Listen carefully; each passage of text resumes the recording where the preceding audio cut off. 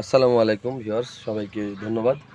আসলে আমরা প্রাণী বলতে শুধু মানুষ এবং যাদের জীবন আছে তাদেরকেই বোঝায়। তো ব্যক্তিগত অর্থে আমি এখানে আসলাম একটা জায়গায় ঘুরতে। তো আমার জায়গাটা দেখে আমার খুবই কষ্ট লাগলো। দেখতে পাচ্ছেন একটা উদ্ভষ্ট একটা গাছ। এটা হচ্ছে ভেটুল গাছ। কোনো মালিক হয়তো এটা শিকল বন্দি করছিল, এটা গেট বানানোর জন্য। দেখতে পাচ্ছেন এই শিকলটা কিন্তু পুরাটা, একদম পুরাটা এই যে গাছের মধ্যে ঢুকে গেছে।